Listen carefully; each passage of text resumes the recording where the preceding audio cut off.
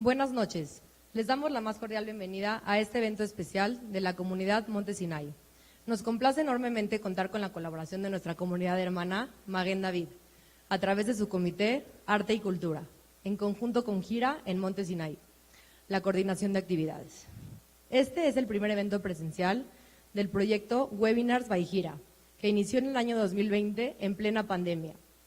Hoy estamos aquí para una interesante conferencia informativa acerca del antisemitismo, antisionismo y para esclarecer sobre los desafíos que hoy enfrentamos. Nuestro invitado de hoy es el maestro Francisco Gil White, antropólogo, historiador, psicólogo y analista político. Maestro, bienvenido.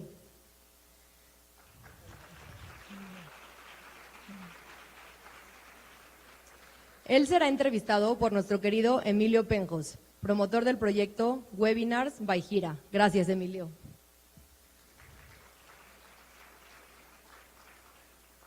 Damos la bienvenida también a nuestros amigos de la comunidad Maguen David, empezando por su presidente, el señor Abdo Shakalo, y a sus respectivos voluntarios y directivos.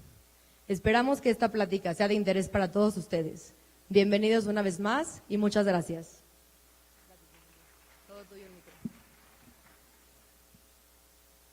Los dejo con Emilio Penjos. Emilio, te queda la palabra. Bueno, muy buenas noches a todos. Un gusto tenerlos aquí en casa. Cambia un poco la perspectiva de verlos en una pantalla contra verlos en un salón.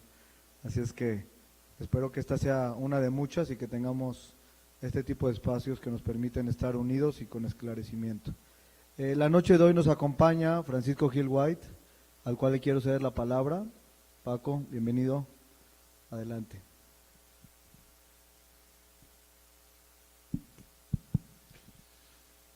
Bueno, hola, buenas noches. Gracias por venir a escucharme. Yo soy Francisco Gil White, soy antropólogo, político, antes que nada, aunque también me estoy poniendo las otras gorritas que mencionó Adela.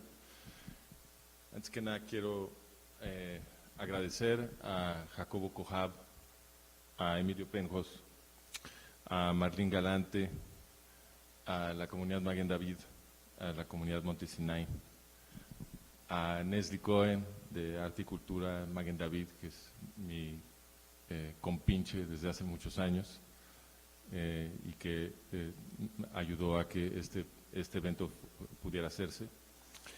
Y a todos los que colaboraron, que no conozco, que algo tuvieron que ver con que estemos todos aquí. Muchas gracias por venir. Mis condolencias.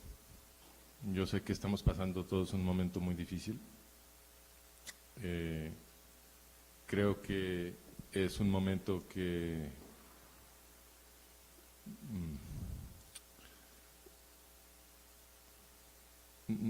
nos exige que nos detengamos a hacer un examen profundo de lo que creemos que está pasando y cuál es nuestro lugar en la historia, todos nosotros, cada quien individualmente. Hay una escena en Tolkien, en El Señor de los Anillos, cuando está Frodo con Gandalf. Esto es al mero principio, si vieron la película se van a acordar, es al mero principio, llega Gandalf a Hobbitown y encuentra el anillo, ¿no?, que había guardado Bilbo, y entonces llega un momento en que Frodo le ofrece el anillo a Gandalf, el anillo del poder. Le dice: Gandalf, pues si este anillo es tan tremendo, pues tú llévatelo, tú úsalo, ¿no? Y Gandalf le dice: no, yo no puedo. Dice: porque este anillo me va a corromper, yo lo usaría, yo me diría a mí mismo que lo voy a usar para hacer el bien, pero este anillo me va a destruir, me va a corromper, es demasiado poder. Y Frodo entonces se da cuenta, porque está agarrando el anillo, que este anillo que él no representa el mismo, que él sí puede llevar el anillo. Y en ese momento ves cómo, en la mirada de Frodo ves cómo le cae el 20, Y entonces cierra la mano sobre el anillo y le dice a Gandalf, "What must I do?" Entonces, ¿qué tengo que hacer? ¿No? Frodo es un campesino. Frodo es un campesino. Pero en ese momento entiende que el futuro de su universo depende de que él se ponga las pilas y hacer, porque Gandalf no lo puede hacer. Creo que estamos en ese momento. Ahorita estamos en ese momento. Sus nietos, sus bisnietos se van a acordar de las decisiones que ustedes están tomando en este momento. Es un momento de definiciones. Decidir qué es lo que vamos a hacer. Porque el peligro es real. Entonces, acepten este momento como lo aceptó Frodo. Este es el mundo que nos tocó vivir. Hay otra escena en Tolkien que me gusta mucho, que es cuando también es entre Frodo y Gandalf, y Frodo le dice a Gandalf, híjole, quisiera que todas estas cosas no hubieran pasado. Y Gandalf le dice, uno no escoge el momento que le tocó vivir. Lo único que escoges es lo que haces con ese momento. ¿Ok? Entonces, el futuro no es terrible. Pero tenemos que escoger eso. Y tenemos que trabajar hoy para dar a los nietos sea un mundo de paz y de tolerancia y de convivencia, y no lo que estos enemigos del Estado de Israel y del pueblo judío quieren construir, porque eso más bien quieren destruir. Entonces la pregunta de hoy, ¿por qué es que está sonando en todo el mundo, ¿no? Porque tenemos todo tipo de manifestaciones en contra del Estado de Israel y dizque a favor de los árabes palestinos. En realidad son manifestaciones a favor de Hamás. Y es universal el refrán de, por lo menos de muchísima gente que no es musulmana y que está en lo que llamamos la izquierda occidental. Es casi universal el refrán de que no, yo no es antisemitismo, ¿eh? Yo no tengo nada en contra de los judíos. Yo simplemente estoy en contra del Estado de Israel.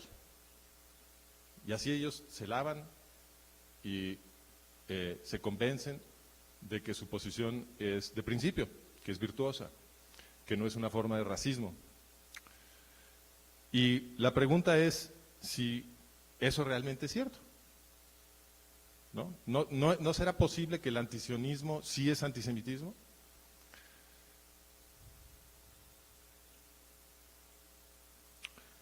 El sionismo es el proyecto de crear y preservar una patria independiente para el pueblo judío. El antisionismo es querer negar al pueblo judío una patria nacional independiente.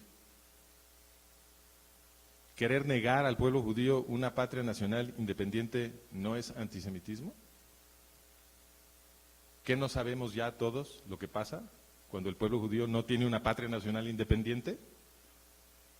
Creo que sabemos perfectamente lo que pasa. Lo acabamos de ver en el siglo XX. Luego entonces, para mí es un ejercicio lógico y además directo, automático,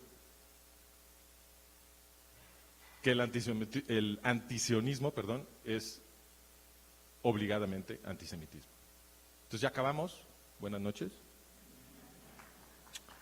No, pero sí acabamos con esta pregunta, pero tengo una relacionada que es muy interesante. Esta ya la contestamos, pero lo que podemos explorar que es muy interesante es si la pugna por un Estado palestino, el esfuerzo de crear un Estado palestino, si eso es antisionismo. ¿Ok?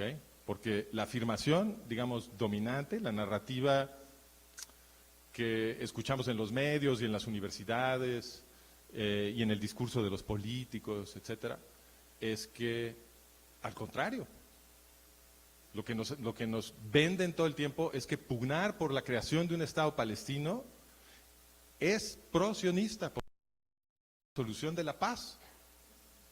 Y que entonces ya todos vamos a vivir en paz y que lo único que se necesita para vivir en paz es el condenado Estado palestino, que ¿por qué no lo hacemos ya de una vez? Es el refrán que oímos una y otra vez.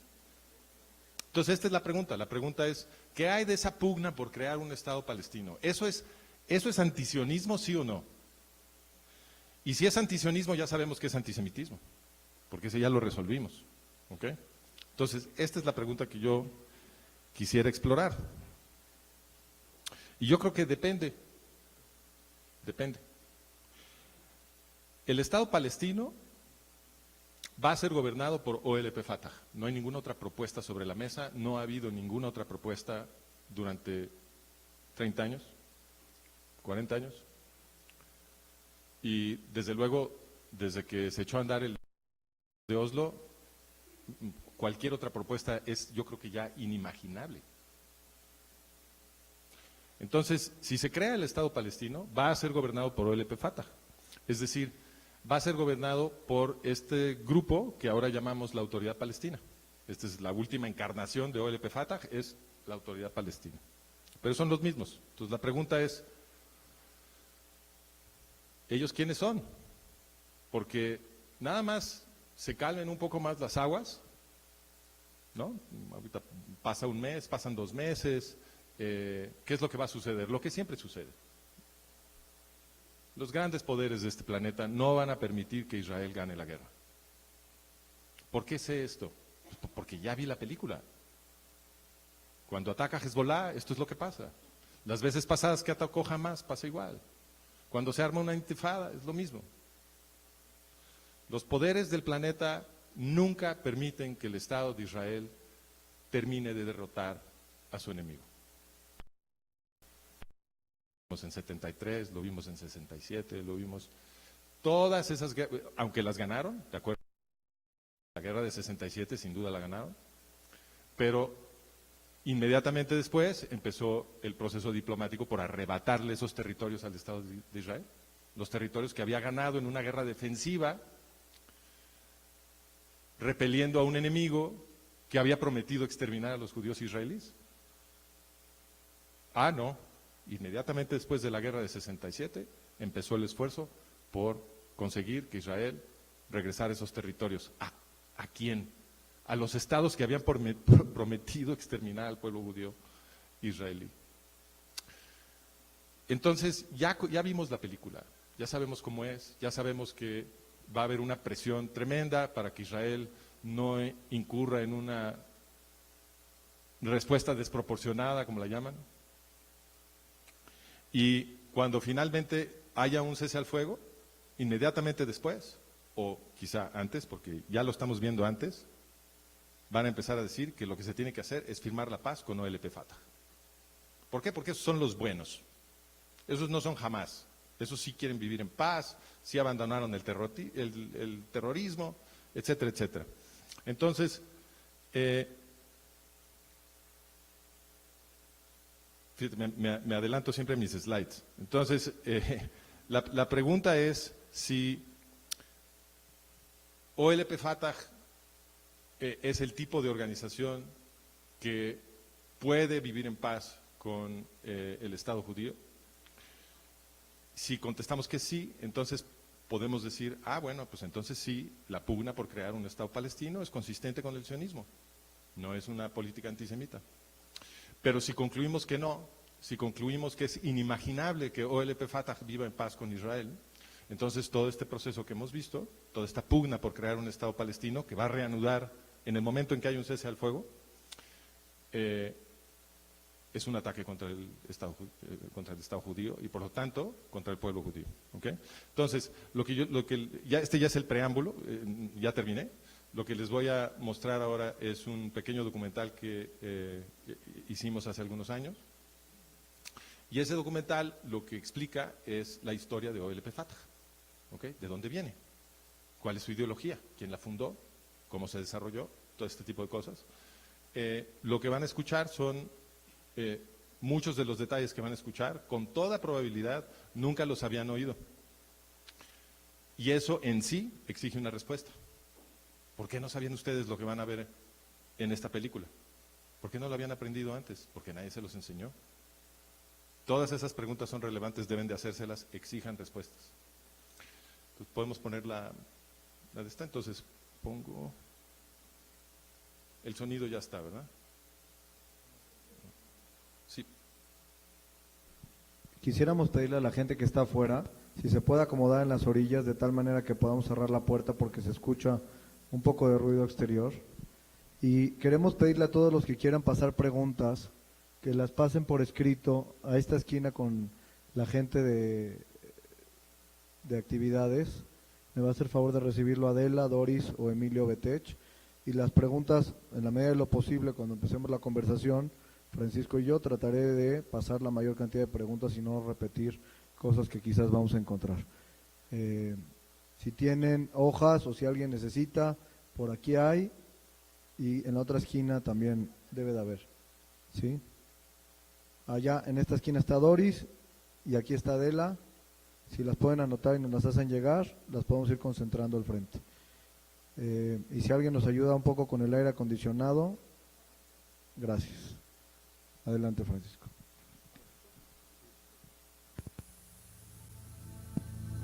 Existe un esfuerzo por crear un Estado árabe palestino sobre territorio estratégico de Israel, el Estado judío. El futuro Estado árabe palestino será gobernado por OLP Fatah, ahora mejor conocida como la Autoridad Palestina. Existen datos históricos poco conocidos por el público que son relevantes para evaluar la sabiduría de esta política. OLP Fatah fue creada por un director de la Solución Final, el programa nazi de exterminio del pueblo judío europeo. Aquí contaremos esa historia. HIR y Faces presentan una serie basada en el libro El colapso de Occidente, el siguiente holocausto y sus consecuencias.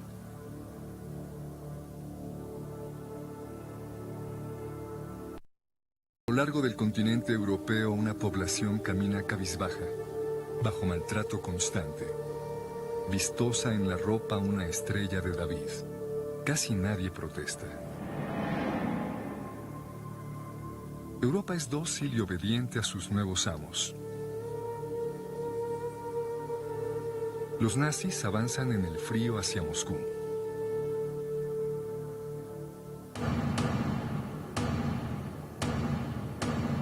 Se agitan culebras letales contra la población civil. Einsatzgruppen. Más de 2 millones de seres humanos son destruidos, la mayoría judíos. Pero antes del otoño de 41, los nazis no han decidido todavía exterminar al pueblo judío. Piensan expulsar a la mayoría. ¿Qué decidió a los nazis a favor del exterminio en aquel otoño de 1941? Dos cosas. Primero, nadie quería recibir a los judíos expulsados. Segundo, en el otoño de 1941 llegó a Berlín Haj Amin al-Husseini. Es el reconocido padre del movimiento árabe palestino.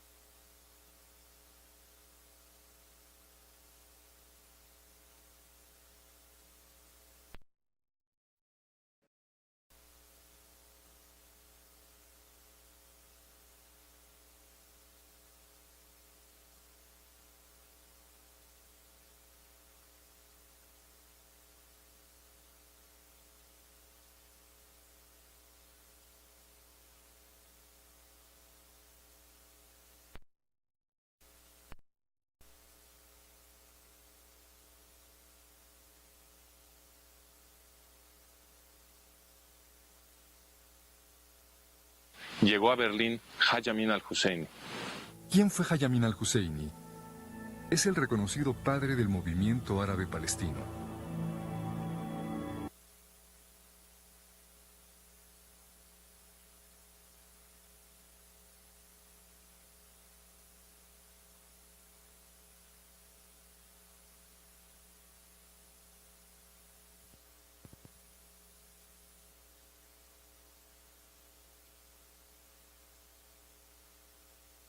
A la mayoría. ¿Qué decidió a los nazis a favor del exterminio en aquel otoño de 1941? Dos cosas. Primero, nadie quería recibir a los judíos expulsados. Segundo, en el otoño de 1941 llegó a Berlín Haj Amin al-Husseini. ¿Quién fue Haj Amin al-Husseini? Es el reconocido padre del movimiento árabe palestino. Husseini fue recibido con todos los honores por los nazis.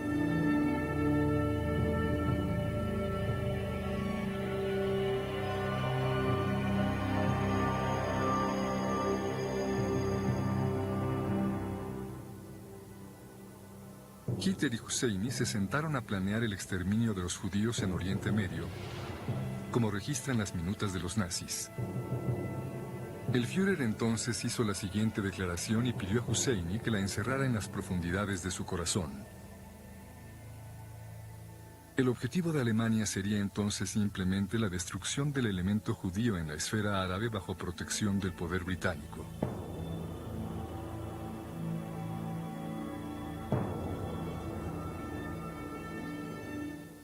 Husseini había sido el gran muftí de Jerusalén, máxima autoridad política, burocrática y religiosa entre los musulmanes del mandato británico de Palestina. En 1936, Husseini organizó su cuarta oleada terrorista contra los judíos del mandato británico. Se coordinó con Hassan al-Banna, fundador de la Hermandad Musulmana. Adolfo Hitler y Benito Mussolini enviaron armas. Luego de la revuelta árabe, Husseini viajó a Irán, Irak, donde con la ayuda del gobierno iraquí, simpatizante de los nazis, organizó una matanza de los judíos iraquíes llamada el Farhud.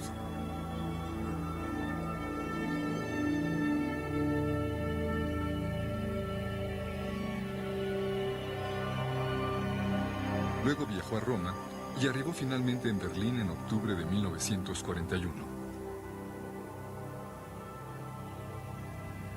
Poco después se convocó una conferencia en el suburbio berlinés de Wannsee. Altos funcionarios del Tercer Reich decidieron ahí matar a todos los judíos europeos. La pregunta es, ¿influyó Husseini en esa decisión? Después de la guerra, en el Tribunal de Crímenes de Guerra de Nuremberg, se presentó evidencia para considerar el papel de Husseini en esa decisión. El testigo era Dieter Wislicenyi, brazo derecho de Adolfo Eichmann, el reconocido director y administrador del exterminio de los judíos europeos. Wislicenyi atestiguó lo siguiente sobre el muftí Husseini. En mi opinión, el gran muftí Husseini jugó un papel en la decisión del gobierno alemán de exterminar a los judíos europeos y no debe menospreciarse la importancia de ello. Repetidamente le planteó el exterminio de la judería europea a las autoridades con quienes hablaba y sobre todo a Hitler, Ribbentrop y Himmler. Le parecía una solución cómoda al problema palestino. Era uno de los mejores amigos de Eichmann y lo ha incitado constantemente a que acelere las medidas de exterminio. Wislicenyi afirmó también lo siguiente: el muftí es uno de los progenitores de la destrucción sistemática del pueblo judío europeo por los alemanes y se ha convertido en el colega permanente, socio y consejero de Eichmann en la implementación de este programa. En la Yugoslavia ocupada por los nazis, en Bosnia y Kosovo, Husseini se encargó de reclutar y entrenar tropas musulmanas para la SS de Heinrich Himmler. Tropas que cometieron genocidio contra serbios, judíos y gitanos.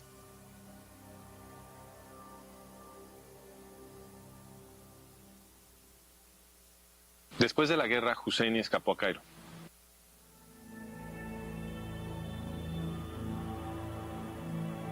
Con la sangre de millones de judíos todavía fresca en el suelo europeo, La ONU votó en 1947 a favor de establecer en Oriente Medio un Estado para el pueblo judío.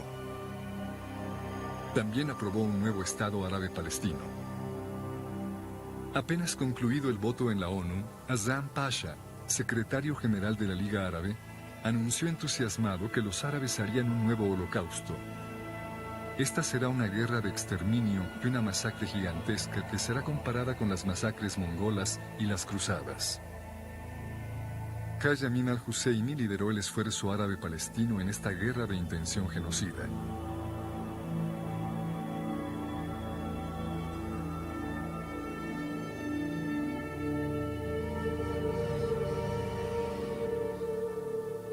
Los judíos, en su mayoría civiles sin entrenamiento militar y sin armas pesadas, derrotaron a los ejércitos profesionales de los Estados Árabes Unidos y establecieron su nuevo Estado. Egipto y Jordania ocuparon ilegalmente los territorios para un Estado árabe palestino e impidieron la formación de ese Estado. Gamal Abdel Nasser, líder del nacionalismo panárabe, tomó el poder en Egipto en 1952. A Nasser le obsesionaba una idea: Israel. Otto Skorzeny y docenas de nazis veteranos en verdad fueron a Cairo en los primeros años del régimen de Nasser para preparar a los árabes para la guerra contra el nuevo Estado judío.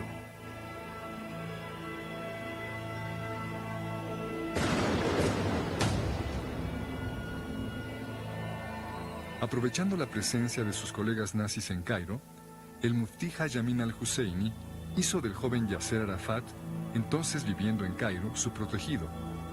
El muftí importó a Egipto en secreto a un anterior oficial de comando nazi para que le enseñara al señor Arafat y a otros reclutas adolescentes la técnica de la guerrilla. El señor Arafat aprendió bien su lección. El muftí estaba tan orgulloso de él que inclusive fingía que eran parientes de sangre. Arafat y esos otros adolescentes formaron el núcleo inicial de Al-Fatah. Entre ellos estaba Mahmoud Abbas, el actual líder de la organización. En 1967, Nasser anunció una nueva guerra árabe para exterminar a los israelíes. No entraremos a Palestina, dijo, con su suelo cubierto de arena. Entraremos con su suelo saturado de sangre. La batalla será general y nuestro objetivo básico la destrucción de Israel.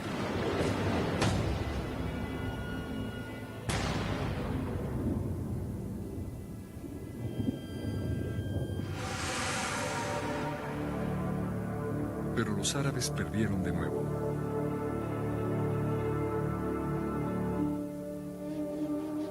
Israel adquirió, entre otros, los territorios de Gaza, Judea y Samaria, que Egipto y Jordania habían ocupado ilegalmente. Estos son los famosos territorios disputados. A partir de 1970, el movimiento de Husseini, Al-Fatah, absorbió a la OLP y adquirió su nombre.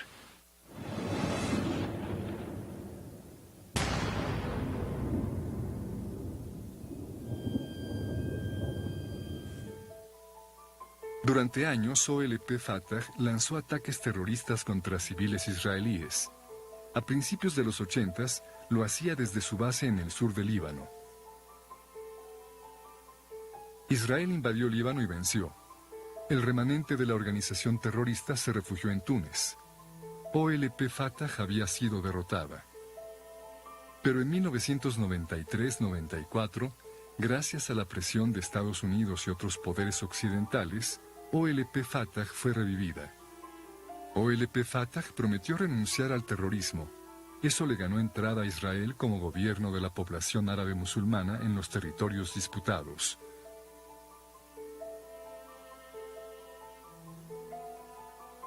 OLP Fatah se hizo llamar ahora la Autoridad Palestina. De la noche a la mañana se quintuplicó el terrorismo contra los israelíes. Aún así, el proceso diplomático por empoderar a OLP Fatah fue acelerado con brío.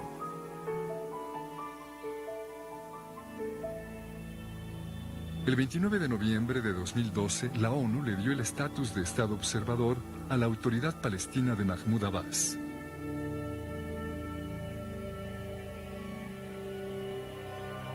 Esto repite y eleva lo que hizo la ONU en 1977 cuando otorgó a OLP Fatah el estatus de entidad observadora. ¿Quién era el secretario general de la ONU presidiendo la elevación de OLP Fatah en 1977? Kurt Waldheim. Cuando Waldheim se convirtió después en el presidente de Austria, se documentó que había participado como oficial nazi en las masacres yugoslavas de la Segunda Guerra Mundial, las mismas que Haj Amin al-Husseini, padrino de Arafat, también organizó.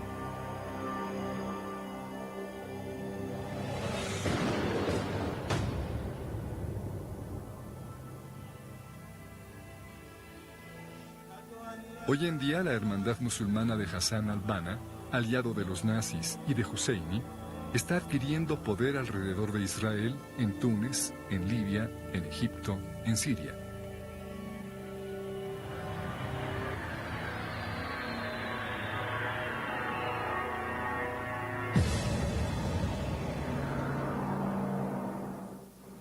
Hamas es una organización terrorista árabe-palestina que fue creada por la hermandad musulmana.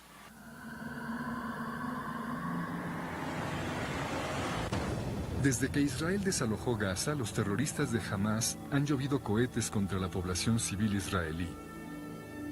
Mohamed Morsi, el nuevo presidente de Egipto, es líder de la hermandad musulmana. Está buscando unir en frente común a OLP Fatah y Hamas. Reforzando el esfuerzo de producir unidad, Hamas invitó a Mahmoud Abbas, líder de OLP Fatah o la Autoridad Palestina, a presidir un evento masivo en Gaza conmemorando el primer ataque de Fatah contra Israel. Mahmoud Abbas ahí celebró la memoria de su mentor, Haj Amin al-Husseini, un líder de la solución final nazi.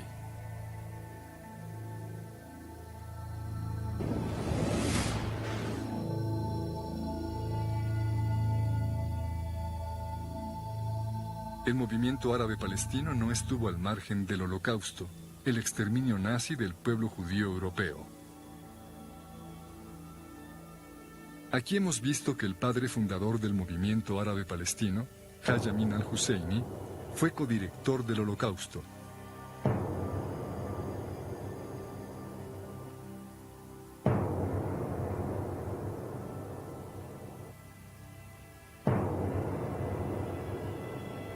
Vimos también que después de la guerra, Husseini creó con entrenamiento nazi al grupo OLP Fatah, ahora mejor conocido como la Autoridad Palestina.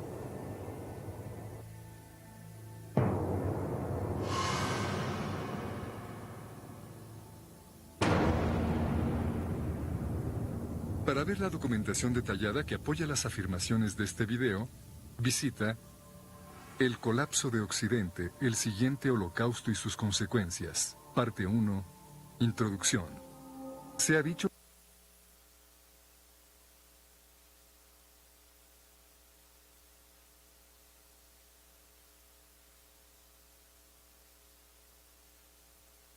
Bueno. Francisco, pues gracias por estar aquí con nosotros. He recibido muchas preguntas del público.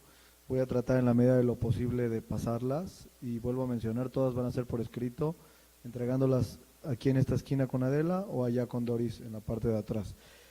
Primer pregunta, ¿cuál es la razón que motiva a diferentes grupos en la historia a perseguir, matar, expulsar, atentar, destruir a miembros del pueblo de Israel?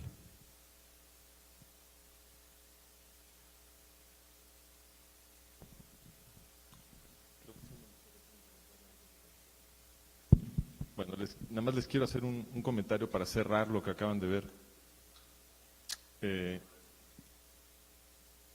Recuerden, cuando haya un cese al fuego, nos van a decir otra vez que se tiene que firmar la creación de un Estado palestino con OLP Fatah, pero ustedes ya saben qué es OLP Fatah. Cuando se empezó a presionar para crear el proceso de Oslo, cuyo objetivo era traerse a OLP Fatah adentro del Estado judío, no les dijeron esto. Nadie les explicó de Haj Amin al-Husseini. No les dijeron que OLP Fatah viene de la solución final nazi. Eso no se los dijeron. Y es importante que ustedes reflexionen sobre la estructura de lo que ha pasado.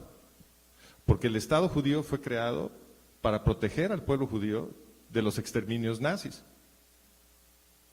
Y lo que ha pasado es que metieron al Estado judío la organización creada por el exterminador nazi del pueblo judío europeo.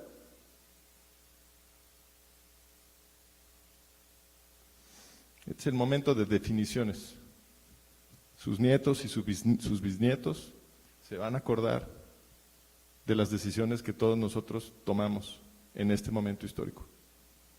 Agarren el anillo, hagan lo que Frodo, acuérdense de lo que aprendieron, que no se les olvide.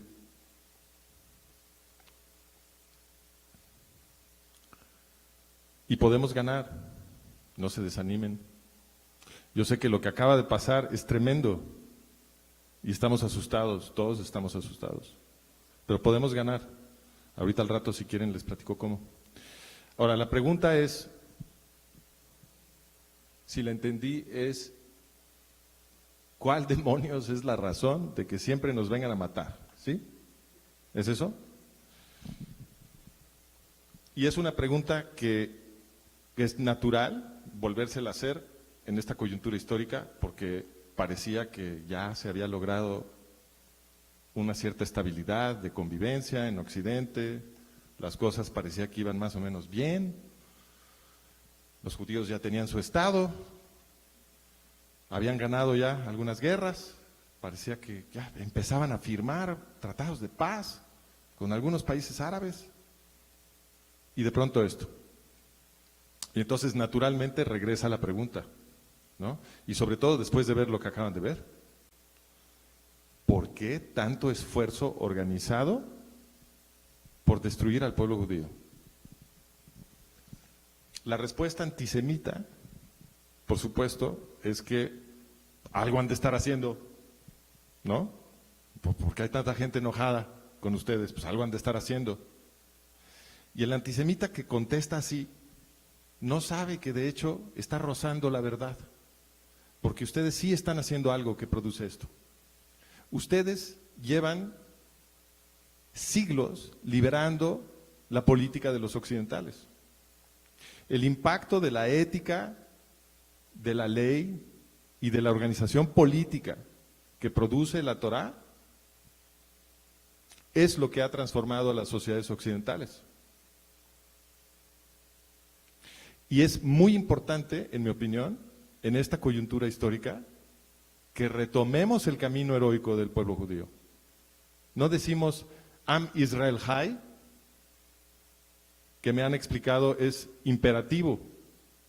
Hay es vive, vive pueblo de Israel. No es sobrevive, es vive. Y vivir, más que sobrevivir, vivir quiere decir entrarle con gusto a la vida. Eso es lo que quiere decir. Y entrarle con gusto a la vida no puede ser simplemente agachar la cabeza y esperar que no te vean, que ahí estabas, que eras el judío y no te vieron. No, hay que salir valientes a salvar el mundo, porque esa es la misión del pueblo judío. Y eso es lo que ustedes tienen siglos haciendo, ustedes nos han estado salvando. Occidente es hoy infinitamente mejor de lo que era antes. Cuando éramos grecorromanos en la antigüedad, teníamos sociedades totalmente psicopáticas, psicópatas, como se diga.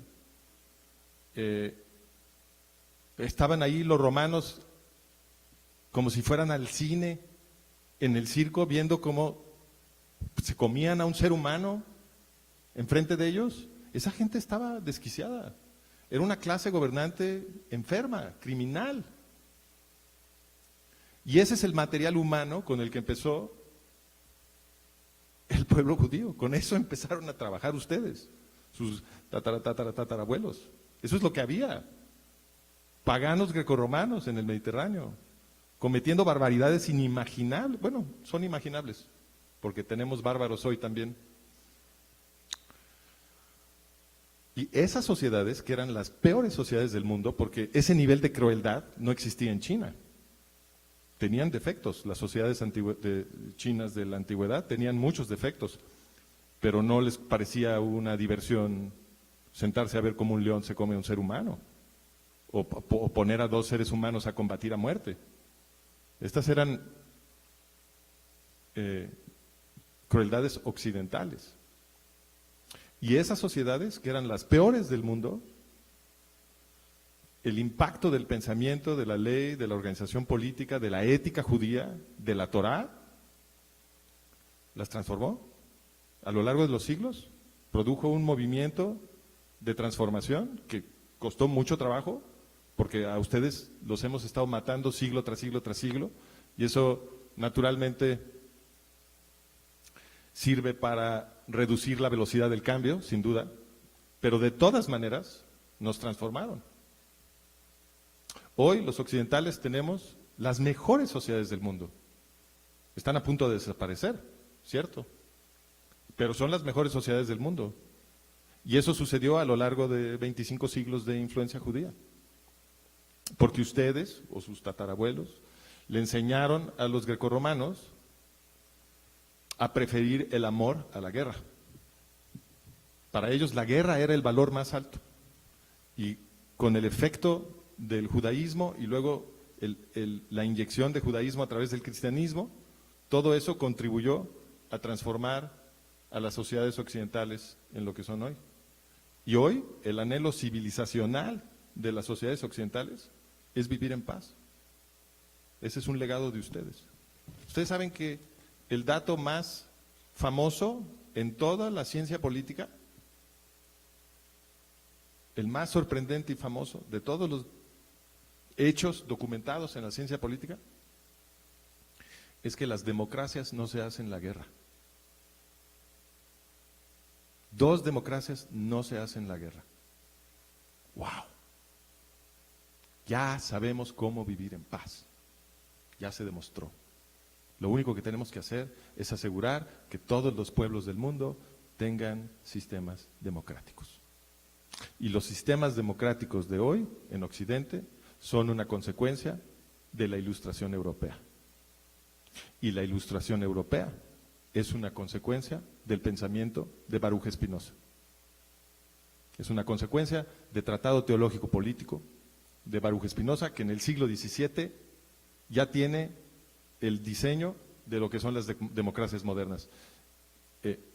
Habla a favor del sufragio universal, del gobierno republicano, de la separación de iglesia y Estado, de la libertad de pensamiento, de la libertad de prensa, de la libertad de culto.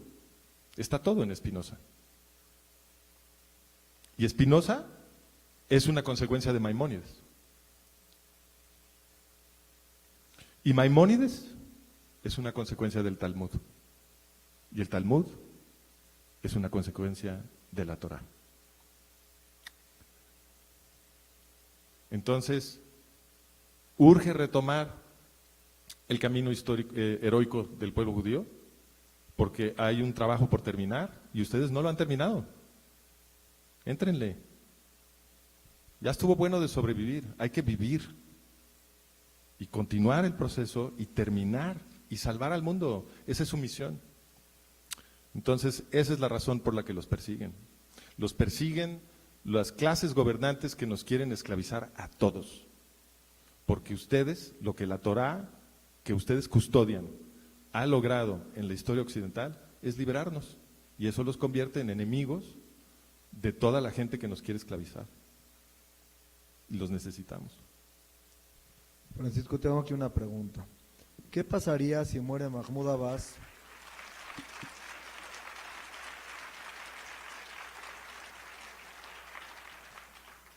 Perdón, entro en contexto. Mahmoud Abbas tiene más de 80 años. ¿Qué pasaría si Mahmoud Abbas muere antes de que tenga una solución pacífica a esta parte del conflicto? ¿Quién sería el interlocutor o los actores?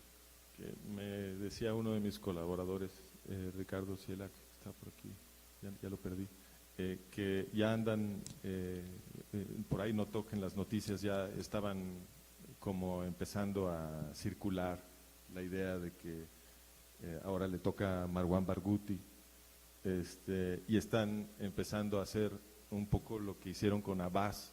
No sé si ustedes se acuerdan, algunos de ustedes van a estar muy jóvenes, no se van a acordar, pero en los medios de información hubo todo un movimiento tremendo, una saturación de los medios con el mensaje de que Mahmoud Abbas era el archimoderado de OLP Fatah. Esto en las últimas etapas de Arafat, ¿no? Cuando ya estaba claro que Arafat se iba a morir, todos los medios empezaron a gritar que qué bueno que ya se iba a morir para que ahora tomara las riendas Mahmoud Abbas, porque Mahmoud Abbas era supuestamente el archimoderado.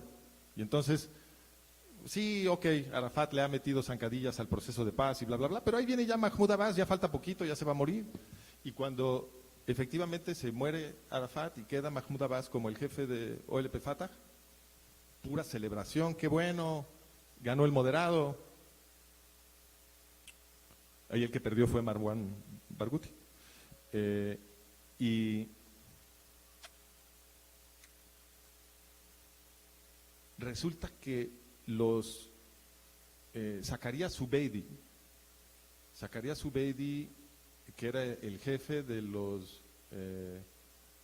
mártires de Al-Aqsa, que es un grupo terrorista de Fatah, es parte de Fatah, que se considera el grupo terrorista más sangriento de Fatah.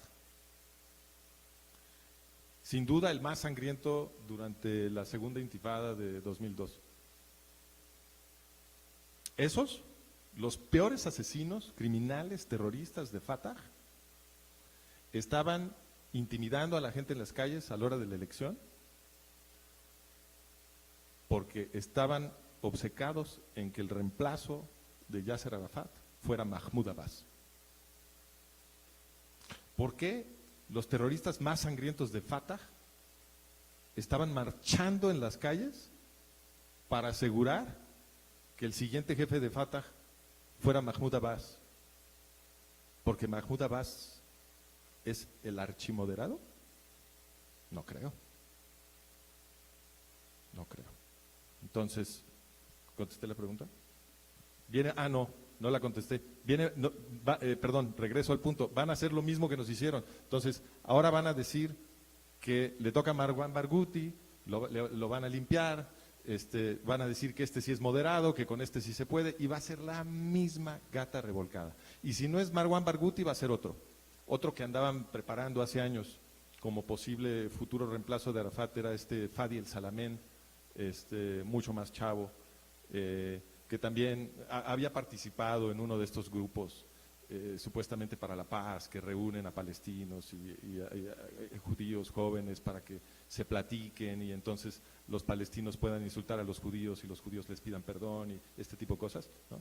Entonces Fadi el Salamén había participado en uno de estos grupos y eso se utilizó para como representarlo como, ¿no?, la voz de la paz y bla, bla, bla. Fadi el Salamén es lo mismo que todos estos cuates. Entonces, al que pongan, en mi opinión, la respuesta va a ser la continuidad de la ideología y de las metas de estos grupos va a ser la misma. Es como si me preguntas, ¿qué pasa si quitas a Hitler? No, pues ahí está Goering, ahí está Himmler. ¿Qué pasa si quitas Yo te voy a hacer una pregunta que quisiera aterrizar. O sea, tú vas con la idea que la estrategia israelí, hasta donde se nota, es la desaparición completa de Hamas. Y entonces el interlocutor obvio va a ser la OLP. Por lo tanto, ¿crees que si no viviera lo suficiente Mahmoud Abbas, ese sería el camino del negociador y con el que se tiene que construir la paz? Eso es lo que estás planteando. No, para nada, todo lo contrario. Pero entonces, lo que yo estoy diciendo es que el reemplazo de Mahmoud Abbas va a ser igualito que Arafat y Mahmoud Abbas, que la naturaleza de la organización no va a cambiar. No importa quién pongan, no importa qué nos digan sobre esa persona, eso va a ser un timo. Es la misma gata revolcada. Y es lo que lo hemos visto en la supuesta guerra contra las drogas. Quitan a un capo y ¿cuál es la consecuencia? Pues que sube el número 2 y se acabó y la organización sigue igual que antes. Idéntico. Eso es lo que va a pasar aquí.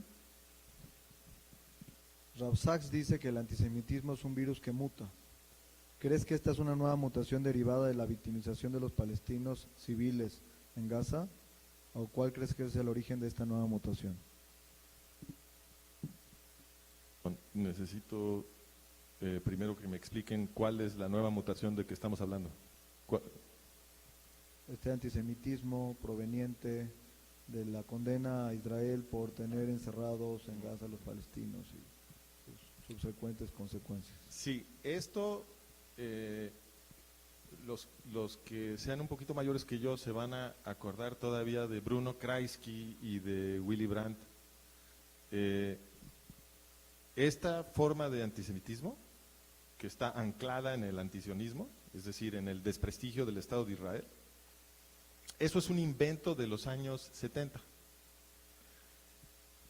Yo soy lo suficientemente viejo para acordarme cuando yo era niño en los 70s, en mi comunidad, Goy, ¿no?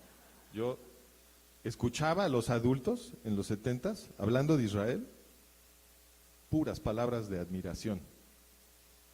¿Okay? En los 70s, cuando yo era niño, Israel todavía era el héroe del mundo. Ustedes no se lo pueden ni imaginar ya. Era el héroe. ¿Por qué? Porque la memoria de la Segunda Guerra Mundial todavía estaba fresca. Y pues el contexto de lo que veía la gente era que, pues, sí, los sobrevivientes del Holocausto y se habían ido a refugiar a Israel y habían creado un Estado para este pueblo perseguido, obviamente victimizado. Y a pesar de que habían sufrido tanto, todos los estados árabes que rodeaban a este estado anunciaban que los querían destruir y juntos todos iban a atacarlo. Israel milagrosamente una y otra vez ganaba. Y entonces cuando yo era niño, en los 70s, la memoria de la guerra de 67, que fue tan extraordinaria, y la de 73 también, pues la gente pues todavía era parte de la conversación de la gente, ¿no? Y todo el mundo decía, qué fregones los judíos, qué impresionante el Estado de Israel. Grábense esto que les estoy diciendo, porque los han querido convencer a ustedes que la forma de congraciarse con el mundo es agachar la cabeza y regalarles cualquier cosa a sus enemigos. Y ya vieron que no es cierto, llevan décadas haciendo eso. Y el resultado ha sido el desprestigio total del Estado judío. Lo que los goyim respetan es que ustedes ganen. Bueno, espero que la siguiente vez que diga eso el aplauso sea más fuerte.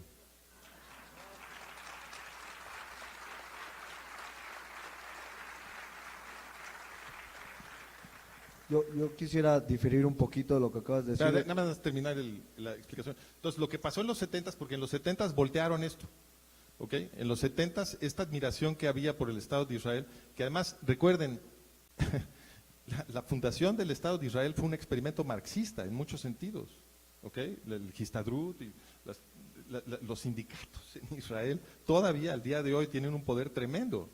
Y bueno, la organización de los kibutzim, etcétera. Porque el sionismo laborista era marxista. Entonces, y el experimento marxista en Israel es el único experimento marxista voluntario que ha habido en la historia. Estos son los únicos comunistas que fueron comunistas por gusto, por hacer el intento de hacer ese experimento. En todos los demás países comunistas fue cortando cartucho y matando gente para aterrar a la gente a participar en esos experimentos. Entonces, Israel tenía mucho prestigio en la izquierda internacional, todavía a principios de los 70s, y ahí fue cuando lo voltearon. Bruno Kreisky, que era el canciller austriaco, y Willy Brandt, que era el canciller alemán, fíjense nada más, Austria y Alemania, los países que habían estado exterminando a los judíos en la Segunda Guerra Mundial. Estábamos en los 70s, no había pasado tanto tiempo. Y se juntan los mandatarios de Austria y de Alemania, Bruno Kreisky y Willy Brandt, a una gran conferencia izquierdista internacional, porque Kreisky en ese momento era el presidente de la Internacional Socialista, si no es que el vicepresidente, uno de los dos, y hicieron una gran extravaganza invitaron a Arafat a dar unos discursos y a prestigiar a la OLP como si la OLP fuera un movimiento izquierdista, luchando contra la opresión. Y ahí empezó la representación de Israel como Goliat y la representación de los palestinos como David. Y se volteó la narrativa. Porque antes de eso, Israel era David. ¿Okay? Entonces, inventaron este pueblo palestino, inventaron esta supuesta opresión israelí, y con eso voltearon la narrativa, convirtieron a Israel en Goliat, a los palestinos en David, y de ahí en adelante las izquierdas se volvieron anti-israelíes y por lo tanto antisemitas. Así fue. Gracias. Yo tengo una diferencia en tu punto de vista respecto a la admiración de Israel. A mí me parece que está antes del rompimiento que ha habido en los últimos par de años en Israel. La admiración era absoluta, ¿no? Las startups israelíes, la tecnología, el cambio que se había hecho, la transformación del desierto y N cantidad de cosas que ya no las conocemos. Entonces no me parece que el comparativo de los 70s sea no similar al de los 2020, ¿no? Y por ejemplo, no podemos olvidar todas las medidas llevadas a cabo en COVID, fue el país ejemplar, el país que vacunó primero, tenía una cantidad de situaciones que seguían siendo ejemplares y de la admiración del público. ¿Por qué consideras que ese brinco desde los 70s lo tenemos que considerar? Pues, lo que es muy importante aquí es distinguir a los distintos públicos, porque lo que tú dices es cierto. Entonces, si hablamos de las derechas occidentales, el día de hoy, mucha admiración por Israel, es cierto. Pero yo estaba hablando de las izquierdas, y las izquierdas importan, porque las que se supone que hablan por los pueblos oprimidos son las izquierdas. Entonces, el hecho de que las izquierdas en todo el mundo hayan adoptado a los palestinos como mascota, eso sí es muy importante y genera mucha presión política en todos lados. Entonces, esa transición que sucedió en los 70s sí es muy importante, aunque tienes razón que curiosamente las derechas occidentales terminaron en una posición pro-israelí, y la razón de eso es muy interesante. Un podcaster que a mí me gusta mucho, que se llama Brett Weinstein, tiene una frase que a mí me encanta, que es, dice, yo quiero construir un mundo en donde yo pueda ser un conservador. Porque un mundo en donde yo puedo ser un conservador quiere decir que es un mundo que ya tiene las instituciones que protegen a la gente, que asisten a los pobres, que cuidan de los enfermos, de los viejitos, etcétera, ¿no? Entonces, cuando tengamos un sistema ya bien armado de esas instituciones, pues yo voy a ser conservador, yo voy a querer conservar ese sistema, ¿no? ¿Qué es lo que pasó? Que, pues, un poco pasó eso. O sea, las sociedades occidentales mejoraron mucho del siglo XIX a finales del siglo XX.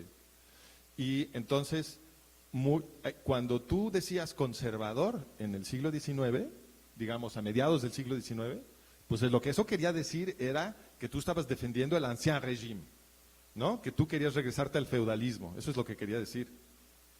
Pero a finales del siglo XX, principios del siglo XXI, conservador ahora quiere decir que no quieres que te destruyan tu libertad de prensa, que no quieres que te destruyan tu constitucionalismo, tu parlamentarismo, tu libertad de culto. Eso es lo que quiere decir conservador, porque todo eso ya se institucionalizó en Occidente, ¿no? Entonces, ¿qué ha pasado? Que las izquierdas se volvieron locas. Eso es lo que ha pasado. Las izquierdas se envenenaron de la escuela de Frankfurt, que es un grupo de intelectuales izquierdistas que son los que produjeron todo esto que ahora llamamos el woke. Y todo ese proceso intelectual empezó con el antisemitismo. Fue Bruno Kreisky, Willy Brandt, que hicieron esta conferencia para prestigiar a la OLP como supuestos izquierdistas, y luego en las universidades lo que hicieron es que el New York Times prestigió a Edward Said como si Edward Said fuera una especie de genio, y entonces empezaron a obligar a todo mundo a leer a Edward Said en las ciencias sociales y en las humanidades. ¿Y quién es Edward Said? Pues es un egipcio que decía que era palestino y que produjo todo este argumento, ya saben, poscolonialista, como le dicen. Esta es la teoría poscolonialista, y convirtió a los palestinos en el símbolo de la lucha izquierdista internacional, al grado de que apoyar a los palestinos se ha convertido en una bandera. Entonces, los izquierdistas se identifican unos a otros checando si estás a favor de Palestina. Es una bandera, es como una circuncisión.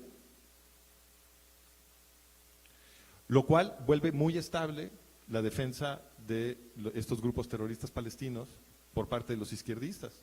Porque si tú te sales de la defensa, la presunta defensa, porque no están defendiendo a los palestinos, pero si tú te sales de la presunta defensa del pueblo palestino, inmediatamente tus compatriotas izquierdistas se te van encima, como buitres. Pregúntenle a mi cuate Carlos Chiver, que estuvo en una universidad donde yo también enseñé, que es profundamente izquierdista, y ahorita prácticamente lo linchan por ponerse a defender a Israel. No se permite, porque es un identificador de virtud moral para los izquierdistas. El que no está con los palestinos es malvado, así piensan. Entonces es muy estable y genera un problema enorme, pero es cierto que los conservadores están ahora conservando lo mejor de Occidente y ven lo mejor de Occidente en Israel.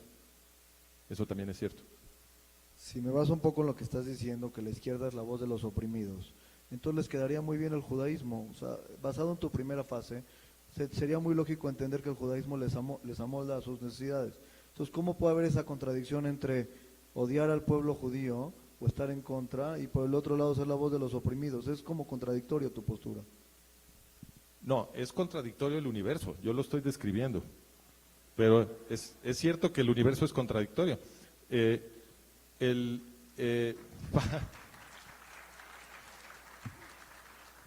O sea, sí es cierto que el empate de la tradición judía con la izquierda es muy bueno. De hecho, hay algunos rabinos que han descrito el judaísmo como el socialismo profético. No es propiamente dicho socialismo, claro, porque el judaísmo rabínico nunca se enemistó con la propiedad privada. Y tiene reglas de equidad y de claro, conversión de la propiedad privada en otras cosas. por supuesto, pero no hay ninguna enemistad en la tradición rabínica hacia que haya propiedad privada y que una persona se pueda enriquecer, para nada. Sí hay mucha asistencia a los pobres, eso sí, compasión para la gente que necesita una ayuda. Hay retorno de la tierra a sus originales propietarios, hay ayuda a las viudas y a los huérfanos. Exacto. Hay algunas cosas. Exacto. Entonces, todas esas cosas que suenan a política, lo que llaman política progresiva, esas empatan muy bien con la izquierda, la protección de los pobres, de las viudas, de los huérfanos. Pues regreso a la pregunta fundamental, que es antisemitismo. Si todo eso encaja también con la izquierda, entonces ¿por qué tendrían que ser estos los defendidos y no aquellos que ponen el ejemplo que tú planteas en el mundo? Bueno, porque estamos en una civilización que fue construida sobre la historia de que los judíos mataron a Dios. Entonces, aquí me quisiera entonces entender sobre la parte de este antisemitismo islámico, cómo es que haces una adopción de este antisemitismo cristiano que no es igual, tienen dos fundamentos absolutamente distintos y hoy están adoptados pues casi en total claridad. ¿cuáles son esos dos fundamentos? Controlan el mundo, libelos de sangre, protocolos de los sabios de Sion y los que les quieras tú sumar. Pero ¿cuáles son esos dos fundamentos totalmente distintos para que pueda yo comentar? Yo me refiero al antisemitismo islámico comparado con el antisemitismo cristiano y entonces ya adoptaron, o sea, se llevaron el paquetito completo. El odio natural que pudieran tener por cuestiones religiosas más el odio que hayan adoptado de las asociaciones occidentales. A lo que quiero llegar es al título, antisemitismo. ¿Por qué se suman? ¿Por qué se suman los actores a ello? ¿Pero por qué se suman? ¿Te refieres a los musulmanes? ¿A quién te refieres ahorita? ¿Qué es lo que hay que explicar? Hay que explicar. Este nuevo antisemitismo en los países árabes tiene connotaciones religiosas, tiene connotaciones territoriales y tiene connotaciones de lo que los mitos de Occidente existieron respecto al antisemitismo. Ok, bueno, creo que lo que han adoptado los musulmanes del antisemitismo occidental es esta historia de los protocolos de los sabios de Sion. Eso sí viene desde Occidente y sí se lo han comido, eso es verdad. Pero el antisemitismo en el Islam es muy viejo. Entonces, y no necesita inyecciones de Occidente, o sea, la adopción de los protocolos es conveniente, pero no es necesaria. Yo invito a todo el público que vino hoy en la noche a escucharme que sigan este consejo, porfas. Aunque no lo hagan completo, pero hagan aunque sea un pedacito. Cuando regresen a sus casas y abran sus compus, busquen en internet el Corán y lean el Corán, para que nadie les cuente, qué es el Corán y qué contiene y cómo debe uno interpretarlo. Que no les cuenten, léanlo. Les recomiendo la traducción de Yusuf Ali, que es muy famosa, pero no importa mucho qué traducción escojan, porque mátalos donde te los encuentres, es perfectamente claro y en cualquier idioma se entiende. Cualquier traductor lo va a generar una frase perfectamente comprensible. Entonces, y esa es una cita literal tomada del Corán. Mátalos donde te los encuentres, en referencia a los infieles. ¿Okay? Si ustedes leen el Corán, ustedes van a ver que el Corán es como 80% obsesión con los infieles y cómo castigar a los infieles. ¿Por qué? Por no aceptar que Mahoma escuchó la voz de Dios en su cabeza. Ese es todo el asunto. Mahoma, según Mahoma, él oyó la voz de Dios y la voz de Dios le dijo: el que no crea que yo te hablé en tu cabeza, lo matas. ¡Wow! ¡Qué profundo mensaje! ¡Qué religión más avanzada! Propositiva. Perdón que te interrumpa, Francisco, tengo una emergencia, hay un coche Kia, placa 6653, perdón, que está estorbando. Si quieren no se pare inmediatamente para no hacerse evidente, pero muévanlo inmediatamente, por favor. No queremos sumarlo a los grupos que vamos a perseguir. Entonces, el Islam desde el principio tiene este encono con los infieles y tiene un encono muy particular con el pueblo judío. Y son páginas y páginas y páginas en el Corán, versículo tras versículo tras versículo, de lo malos que son los judíos y lo mucho que los musulmanes los tienen que ir a castigar. Y la historia de la vida judía y cristiana dentro del Islam es la historia de los dhimis. Porque en el Islam hay un contrato, que es el contrato de la dima, que un sucio judío o cristiano que no se quiere convertir al Islam tiene que firmar si no quiere que lo asesinen. Porque yihad es el centro de la religión musulmana. Y te escapas de la yihad solamente que seas judío o cristiano, y solamente que estés de acuerdo en firmar la dima. Cuando firmas la dima, te perdonan la vida, pero te vuelves un dhimmi, y ser un dhimmi quiere decir que eres un semiesclavo de los musulmanes. ¿Okay? Estaba yo platicando hoy con un amigo que me comentaba cómo él todavía se acordaba de la vida en Siria hace no tanto, 50 años, que cuando iban creo que iba a comprar algo, no sé qué, una transacción en una tienda o algo, y a la hora que termina la transacción, el fulano de la tienda o lo que era, yo no me acuerdo bien la anécdota, pero el fulano le dice: toma sucio judío o algo así le dijo, y iba con su papá, y su papá no podía hacer nada, porque en esa sociedad, si te rebelabas, pues te matan. Y esa fue la experiencia de los judíos y de los cristianos, del dhimmi, durante siglos en la civilización musulmana. Entonces, el antisemitismo musulmán es muy viejo. Es cierto que han adoptado algunas cosas de Occidente, pero no les hacía ninguna falta. Y el antisemitismo que vemos de Hamas es totalmente religioso, es yihadista, ellos lo explican en su constitución, pero OLP Fatah no es secular, también es yihadista. Haj Amin al-Husseini, recuerden, es el fundador de OLP Fatah, y Haj Amin al-Husseini era una figura religiosa, era el muftí de Jerusalén, y Haj Amin al-Husseini estaba predicando la yihad, y cuando Arafat y Mahmoud Abbas hablan en árabe con sus públicos árabes, hablan de yihad. Es la misma gata revolcada. Que los medios occidentales no les estén dando esta información no quiere decir que no sea cierto. Hay dos organizaciones israelíes que yo les recomiendo que consulten sus contenidos. Son Palestinian Media Watch y Membri. Vayan, busquen sus sitios web y revisen sus contenidos. Estas son organizaciones muy importantes. A lo que se dedican es a hacer lo que los medios occidentales nunca hacen. Se la pasan escuchando y leyendo lo que los árabes publican en árabe y lo traducen a nuestros idiomas para que nos enteremos de lo que realmente están diciendo entre ellos, lo que están diciendo en la televisión de la Autoridad Palestina, lo que están diciendo en las escuelas de la Autoridad Palestina, lo que están haciendo con los niños, el entrenamiento militar que le dan a los niños, los convierten en terroristas a los 5 años. Todo eso lo está documentando Palestinian Media Watch y Membri. Vayan, lean lo que están produciendo estas organizaciones, que no les cuenten. El New York Times no está describiendo el mundo. Palestinian Media Watch. Palestinian Media Watch es una, y la otra se llama Membri, M-E-M-R-I. Basado en este tema de medios, aquí hay una pregunta. En el conflicto hemos visto una cantidad importante de fake news y posverdad. Ayer New York Times saca una aclaración editorial por haber informado incorrectamente la información del hospital.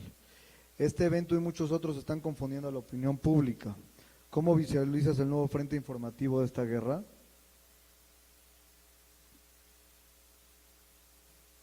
¿Cómo visualizas este nuevo frente informativo que es el frente?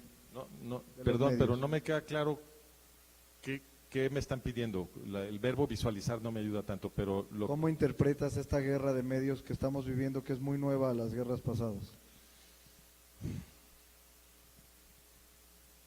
Bueno, creo que lo más útil que les puedo decir sobre este tema es cuando ustedes tengan conversaciones con la gente que está completamente aturdida por la narrativa dominante en los medios, ¿no? Gente que está completamente segura de que Israel está oprimiendo al pueblo árabe palestino, ¿ok? Yo sé que ustedes están teniendo conversaciones con gente así y son muy frustrantes. Esa misma gente que cree, que está segura, persuadida de que el Estado de Israel está oprimiendo al pueblo árabe palestino, también cree que los medios son controlados por los judíos. Y entonces lo que ustedes les tienen que decir es esto. Oye, fulano, fulana, ¿alguna vez te has puesto a pensar que no tienes ningún contacto con la realidad? Pero no es un ataque, es simplemente una observación. Ni tú, ni yo, ni nadie tiene contacto con la realidad. Nuestro contacto con la realidad es, o sea, lo que atestiguamos con nuestros ojos, con nuestros oídos, es casi nada. Es lo que puedes ver tú y oír cuando vas caminando por el mundo, que es una fracción casi igual a 0 del mundo, y algunas personas que conoces personalmente, que es un puñado de gente, de tu familia, algunos amigos, ya. Eso es lo que tú atestiguas del universo, nada. Sin embargo, tú en tu cabeza tienes un modelo del universo. Entonces tú en tu fuero interno te imaginas que ciertas cosas están pasando en México, en la campaña presidencial, o la violencia en México, o en Estados Unidos qué está pasando con Biden y la violencia en las calles y el woke. Tienes muchas ideas en la cabeza sobre lo que está pasando en distintos lugares. Ese es tu modelo del mundo, ¿ok? Ese modelo del mundo que tú tienes en la cabeza, te lo construyeron los medios. No hay más. No tienes contacto con el mundo. El mundo te llega a través de los medios. Entonces, ya que le explicaste esto a la persona con la que estás hablando, le dices, ¿y tú crees, por los medios, que los israelíes están oprimiendo a los árabes palestinos?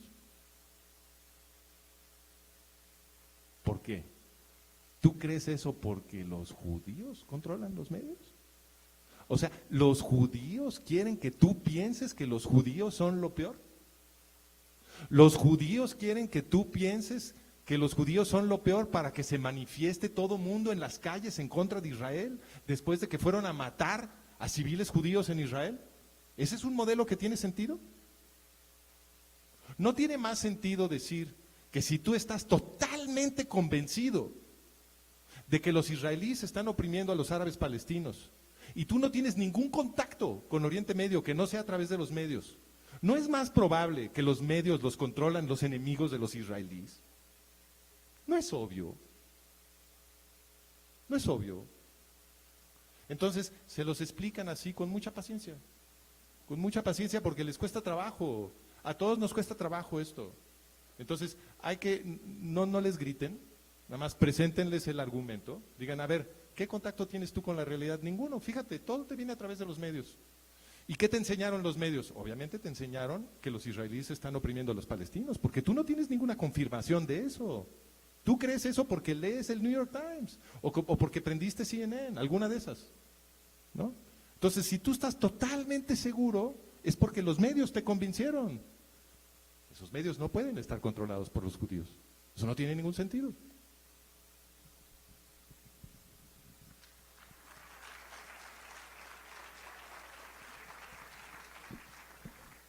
Gracias, Francisco, y acercándonos al final, quisiera pedirte una última reflexión con la que quisiera cerrar la ponencia de hoy. Creo que ha sido muy enriquecedor todo lo que hemos escuchado. Te invito a la última participación. Bueno, pues creo que los tengo que dejar con algo que nos haga sentir la energía de luchar por la verdad. Porque luchar por la verdad es lo mismo que luchar por el pueblo judío. Si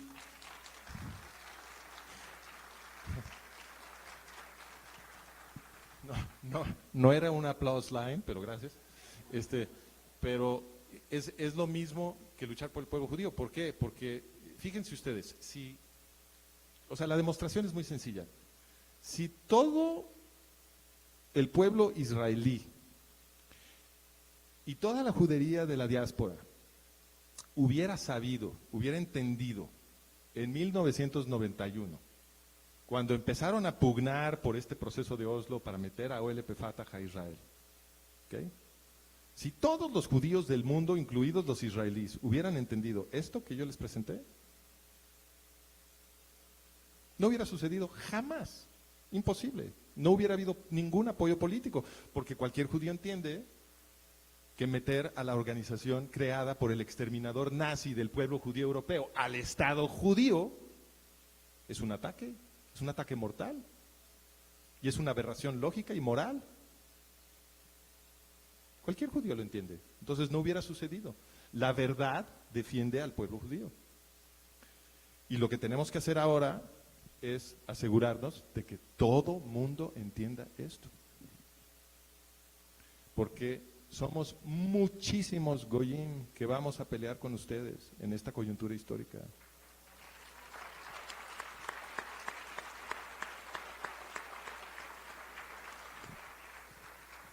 Ustedes no están solos, somos muchísima gente de buena voluntad. Lo que ustedes están viendo en las calles es muy ruidoso y los confunde, les hace pensar que hay muchísima gente que odia a los judíos y odia a Israel. Sí hay gente así, claro que hay gente así, pero no son tantos como ustedes creen. Porque hay un proceso psicológico que nos hace imaginar que cuando la gente no se opone obviamente, clara y contundentemente a una minoría ruidosa, la gente se imagina que todo el mundo está de acuerdo con la minoría ruidosa. Pero no están de acuerdo, nada más están asustados. ¿Ok? Nosotros, millones de goyim, vamos a pelear con ustedes, pero los tenemos que ver defendiéndose. Los tenemos que ver defendiéndose. Entonces, ustedes tienen que empezar, ustedes nos tienen que liderar. ¿Y qué es lo que tenemos que hacer? Tenemos que dar a conocer esta información. Y ahorita estamos en un momento histórico que es idóneo. Lo que está sucediendo ahorita, yo lo comparo con la invención de la imprenta, con la invención del tipo móvil de Gutenberg. Porque lo que pasó cuando se inventó el tipo móvil es que de pronto fue muy barato producir textos. Antes era muy caro. Y en el momento en que se volvió muy barato producir textos, todos los disidentes en Europa pudieron empezar a competir con la propaganda de los antisemitas. Y digo los antisemitas, porque la Inquisición, que estaba oprimiendo a todos los cristianos de Europa, estaba organizando matanzas de judíos. Son los mismos antisemitas que nos han gobernado durante siglos. Cuando se inventó la imprenta, pudimos empezar a competir con los antisemitas. Se pudo empezar a producir muchísima propaganda de las disidencias europeas. Y al paso, obviamente hubo unas guerras muy sangrientas, pero finalmente se logró un empate. Se logró un empate en Europa entre protestantes y católicos. Y en la esfera protestante se empezó a madurar la idea de la tolerancia religiosa. Por eso Ámsterdam se volvió un oasis de tolerancia, porque eran protestantes. Y ahí Baruch Spinoza pudo florecer como el filósofo que nos transformó. Entonces, estamos en una revolución tecnológica que se compara con la imprenta. La revolución del podcast ha vuelto posible que un individuo aislado sea del tamaño de una compañía de medios en audiencia. Esto está pasando. Es posible comunicarnos con todo mundo ahorita. Lo podemos hacer. Es una cuestión de echarle ganas. Las pirámides burocráticas que emplean los antisemitas para armar las piezas del rompecabezas y destruir al pueblo judío, como lo hicieron en la Segunda Guerra Mundial, esas burocracias están llenas de gente buena, de gente que no los quiere matar, que se va a horrorizar cuando entiendan lo que está pasando. Y en ese momento paramos al mundo, lo paramos. Porque cuando toda esa gente, que es la gran mayoría de la gente que trabaja en estas burocracias, que las élites de poder usan para tratar de destruir al pueblo judío, toda esa gente, cuando entienda para quién trabaja, va a dejar de trabajar. Van a dejar de seguir esas órdenes. Y todos vamos a ser libres. Y no se tiene que disparar una sola bala. Lo único que tenemos que hacer es comunicarnos. Ya tenemos la tecnología, nada más falta que le echemos ganas. Gracias. Bravo.